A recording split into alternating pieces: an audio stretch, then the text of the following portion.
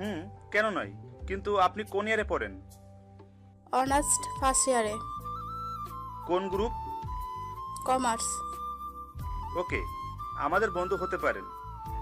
আচ্ছা নীলা, তোমাকে আগে তো দেখিনি।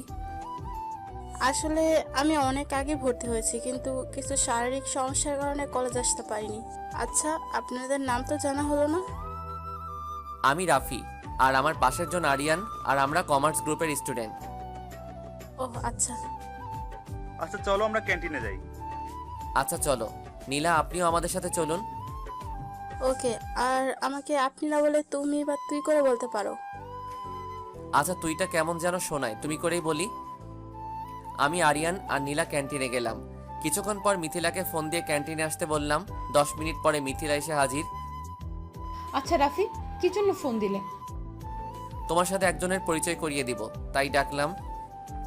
ও নীলা, এ হলো আমার বন্ধু মিথিলা, আর মিথিলা, এ হলো আমাদের নতুন বন্ধু। আচ্ছা রাফি, আম্মু ফোন করেছে, বাসায় যেতে হবে। আচ্ছা চলো, তাইলে আমিও যাব। আচ্ছা দোস্ত, তোরা থাক, আমরা গেলাম। আমি আর মিথিলা কলেজ ক্যাম্পাস থেকে বেরিয়ে একটা রিক্সা নিয়ে বাসায় রওনা দিলাম। বাসায় গিয়ে যা দেখলাম সেটা দেখে তো পুরাই অবাক।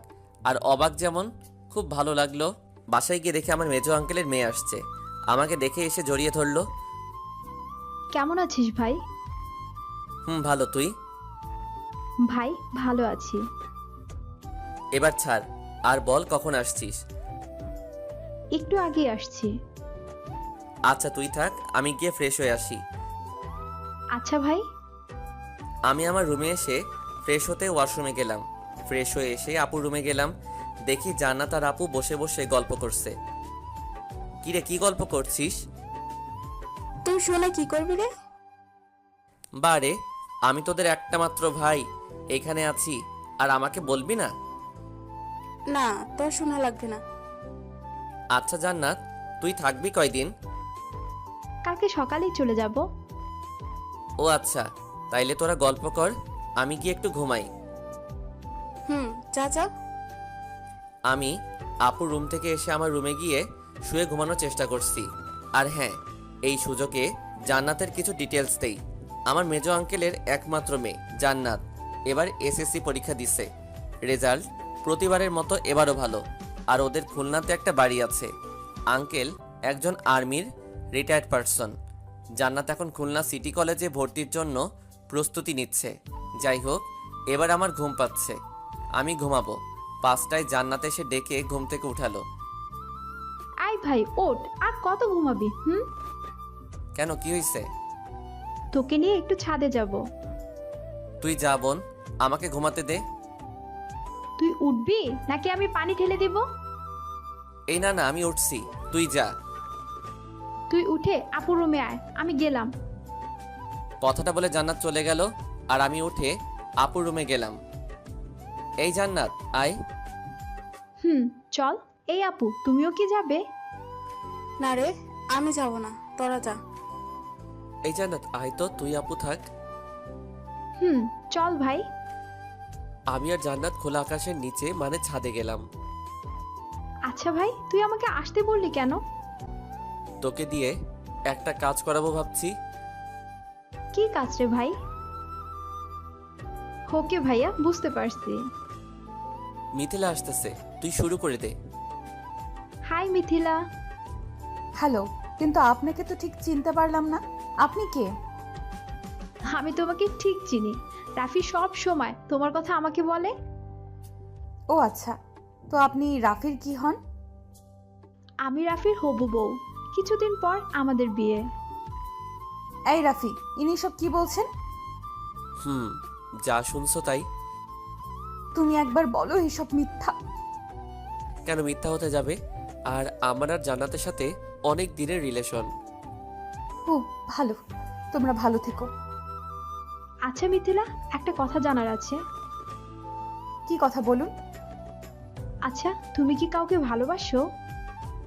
হ্যাঁ, বাসতাম। তো তার নাম কি? তার নাম এখন বলে কি হবে, তার আর কিছুদিন বাদে বিয়ে। তাতে কি হয়েছে? তুমি তার নাম একবার বলে দেখো, এমনও তো হতে পারে সেই বিয়ে করবে। সে নিজেই আমাকে বলেছে যে সে বিয়ে করবে। আর আমি কে যে আমার কথায় সে বিয়ে করবে না? আরে তুমি নামটা তো বলো। সে আপনার কাছেই আছে, আর তার সাথে আপনার বিয়ে। রাফি, তুমি হাসো কেন? জান্নাত, তোকে আমি কি বলেছিলাম? কথাটা তো ঠিক হলো। ভাই, একদম ঠিক। আমি কিন্তু কিছুই বুঝতে পারছি না। তোমার বোঝা লাগবে না। আচ্ছা, কাউকে ভালোবাসলে তাকে সেই কথাটা বলে দেওয়া ভালো। আর যদি আমার কথাগুলো মিথ্যা না হয়ে সত্যি হতো, তাহলে? মানে? মানেটা এখন তুমি বুঝবে না। আসলে ভাই আগে থেকে জানতো তুমি ভাইকে পছন্দ করো, আর ফোনে যে মানুষ হিসেবে তুমি কথা বলতে সেটাও ভাই বুঝে গিয়েছিল। তুমি কেমনে বুঝলে যে ফোনের রং নাম্বারে আমি কথা বলতাম? আসলে আমার যেই দিন দেখা করতে যাওয়ার কথা ছিল, ওই দিন যখন বিকালে তোমাকে ওই জায়গায় দেখেছিলাম, তখনই বুঝে গেছি তুমি আমার সাথে ফোনে কথা বলো, মানুষ নাম বলে। তাইলে তুমি বলো নাই কেন? আসলে আমি দেখতে চাইছিলাম যে আমার সাথে অন্য কোনো মেয়েকে দেখলে তোমার কেমন লাগে। তোমার সাথে কোনো মেয়েকে দেখলেই আমার সহ্য হয় না। কেন? কারণ তোমাকে ভালোবাসি। এই কথাটা আগে বলো নাই কেন? ভয় বলিনি যদি তুমি না করে দিতে। আর এখন যদি না করে দেই? আমি থাকতে পারবো না তোমাকে ছাড়া।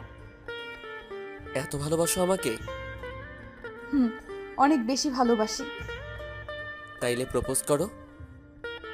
না, তুমি করো। আমি কেন করব? তুমি করবে। ওকে রাফি, আই লাভ ইউ। তুমি কি আমার হাজবেন্ড হবে? ভেবে দেখবো। কি বললে? এই দেখো, যদি না হও তাহলে তোমাকে আমি আই কি করছো তোমরা? আমি কিন্তু সব দেখেছি। মিথিলা জান্নাতের কথা শুনেই আমাকে ছেড়ে দিয়ে মাথা নিচু করে দাঁড়িয়ে আছে লজ্জায়। এই জান্নাত, যা, এবার আমাদের কাজ করতে দে। আচ্ছা ভাই, আমি গেলাম, সাবধানে। এই ফাজিল, তুই যাবি এখান থেকে? কি হলো, ছাড়লে কেন? আপুর সামনে এগুলো করে লজ্জা লাগে না বুঝি আমার? আমি কি তোমাকে করতে বলছি? এখন নিচে যাই, সন্ধ্যা হতে চললো। এই, কই যাবে তুমি? বলে আমি ওর দিকে আগাচ্ছি, আর মিথিলা পিছনে পিছাচ্ছে। পিছাতে পিছাতে দেয়ালে পিঠ ঠেকে গেল। আমি মিথিলার কোমরে হাত রেখে ওর ঠোঁট আর আমার ঠোঁট এক জায়গায় নিয়ে নিলাম। কিছুক্ষণ পর ছেড়ে দিলাম, আর দুইজনে হাঁপচাচ্ছি। এত সময় ধরে কেউ? চুপ, এবার নিচে যাও। আচ্ছা রাফি, তুমি বাড়িতে বিয়ের প্রস্তাব নিয়ে যাবে, আর খুব শীঘ্রই। যাব। এবার তুমি নিচে যাও, আর হ্যাঁ, রাতে কিন্তু ফোন দিবে। মিথিলা যাওয়ার কিছু সময় পরে আমিও চলে গেলাম। বাসায় যাওয়ার পর জান্নাত আমার রুমে এলো। আচ্ছা ভাইয়া, উপরে কি হলো রে? কেন, তুই জেনে কি করবি? না, এমনি জানতে চাচ্ছি। তেমন কিছু না, তুই আপুর রুমে যা, আমি পড়তে বসবো এখন। জান্নাত চলে গেল। আমি বই নিয়ে পড়তে বসলাম, কিন্তু যখনই চোখ বন্ধ করি মিথিলাকে দেখতে পাই। অনেক কষ্টে 10টা পর্যন্ত বই পড়লাম। পড়া শেষে খেতে গেলাম। খাবার খাওয়া শেষ করে রুমে গেলাম। গিয়ে দেখি মিথিলা ফোন করছে। হ্যালো। কি করো? বসে আছি, তুমি? আমিও। আচ্ছা খাইছো? তুমি? খাইছি। ঘুমাবা কখন? কেন? এমনি বলো।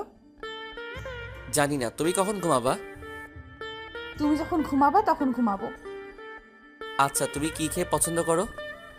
ছোট মাছ, গরুর মাংস, মুরগির ডিম, আলু ভর্তা আর ডাল। তুমি কি খেতে পছন্দ করো? সব কিছু খাই, মানে যেসব খাবার মানুষ খেতে পারে। ও, আর কিছু খেতে ইচ্ছে করে না? কিসের কথা বলছো? তখন যেটা খেলে সেটা। ওরে দুষ্টু, তা তো খেতে ইচ্ছে করে, যখন ইচ্ছা করে তখন খাবো। তুমি এখন আসবে আমার কাছে? কি বলছো, পাগল হলে নাকি? আসো না প্লিজ। এখন না, অনেক রাত হলো, এখন যাওয়া যাবে না। আচ্ছা তুমি ছাদে আসতে পারবে? কেন? প্লিজ আসো, তোমাকে দেখতে ইচ্ছে করছে। কাল সকালে দেখো। না, এখন দেখবো। দেখো, জেদ ধরো না, জেদ কিন্তু ভালো না।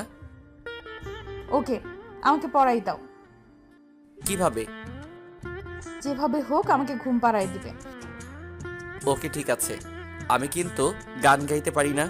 আচ্ছা তুমি চোখ বন্ধ করো আর আমার কথা ভাবো, তাইলে ঘুম আসবে। আচ্ছা এখন রাখি, কাল সকালে দেখা হবে। ওকে। মিথিলার সাথে কথা বলে ঘুমিয়ে পড়লাম। সকালে ঘুম থেকে উঠে ফ্রেশ হয়ে নাস্তা করে কলেজে গেলাম। মিথিলা আর আমি একসাথে গেলাম। কলেজে গিয়ে সবাই মিলে আড্ডা দিলাম। আড্ডা শেষে ক্লাসে গেলাম। আচ্ছা দোস্ত, একটা কথা আছে। বলো। আমি একজনকে ভালোবাসি। কাকে?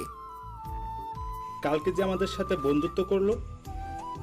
হালা, একদিনে এত কিছু করলি কি করে? আর মেয়েটা কি তোকে লাভ করে? কালকে আমাকে দেখেই নাকি পছন্দ হয়ে গেছে, আর রাতে যখন প্রপোজ করলাম তখনই রাজি হয়ে গেল। আচ্ছা নীলা আজকে কলেজে আসে নাই? না রে, আসে নাই। ও আচ্ছা।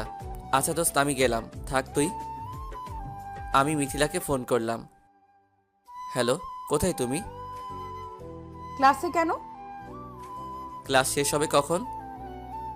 এই তো 10 মিনিট পর। ক্লাস শেষ করে ক্যান্টিনে আসবে। আচ্ছা।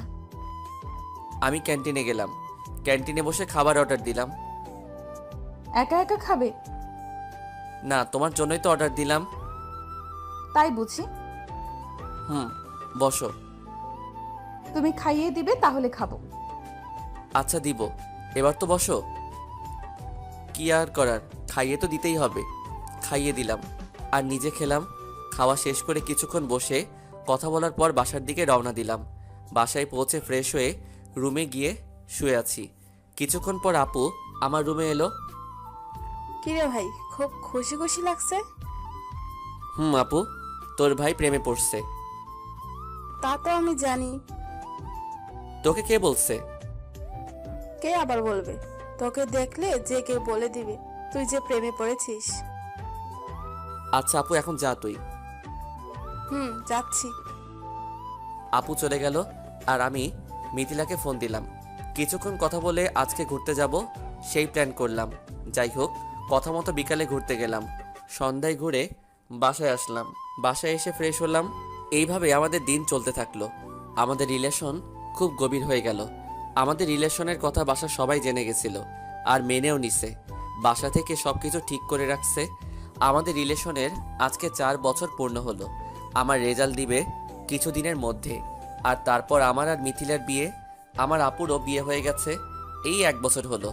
আমাদের পরিবার থেকে কিভাবে জানতে পারলো, আপনাদের সেটা মনে প্রশ্ন জাগতে পারে। আসলে আমাদের রিলেশনের যখন 1 বছর পূর্ণ হলো, একদিন আমি আর মিথিলা কলেজ থেকে বাসায় আসার পরে আম্মুকে বললাম, আম্মু তুমি কি ফ্রি আছো? কেন? তোমার সাথে কিছু কথা আছে। বলো। আম্মু আমি তোমাকে খুব ভালোবাসি। তোমাকে খুব মিস করি আম্মু কলেজ গেলে। কি মতলবে আসছিস? আম্মু আমি একজনকে ভালোবাসি। কি? আম্মু, আর তাকেও তুমি খুব পছন্দ করো। কার কথা বলছিস? পরিষ্কার করে বল। আম্মু আমি মিথিলার কথা বলছি।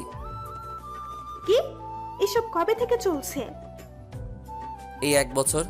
আম্মু আমি মিথিলাকে বিয়ে করতে চাই। তুমি একটু মিথিলার আম্মুকে বলবে?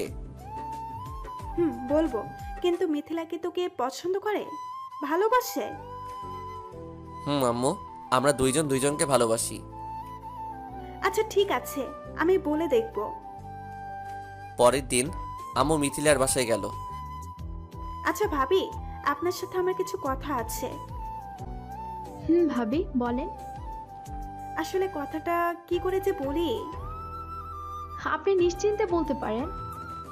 আসলে আপনার মেয়েকে আমার ছেলে খুব ভালোবাসে, আর আপনার মেয়েও খুব ভালোবাসে, আর আমার ছেলে আপনার মেয়েকে বিয়ে করতে চায়। কি বললেন ভাবি? এটা তো খুব ভালো কথা। আর আপনার ছেলেকে আমাদের খুব ভালো লাগে।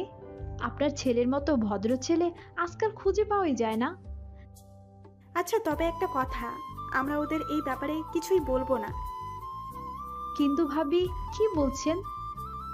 আসলে আর কিছুদিন পরে বলবো, কারণ কারো মত বদলাতে তো সময় লাগে না। তা তো ঠিক বলেছেন। আচ্ছা ভাবি, ঠিক আছে। আচ্ছা আমি তাহলে যাই। ঠিক আছে। আম্মু বাসায় আসার পর আমাকে কিছুই বলে নাই। জানতে চাইলে অন্য কথা দিয়ে ঘুরিয়ে দিত। আমাদের রিলেশনে 2 বছর সময়ের পর সব বলছিল, আর এটাও বলছিল যে আগে আমার পড়া শেষ হবে, তারপর বিয়ে নিয়ে ভাবা যাবে। আর আমরা দুইজনকে টাচ করতে পারবো না, শুধু কথা বলা ছাড়া।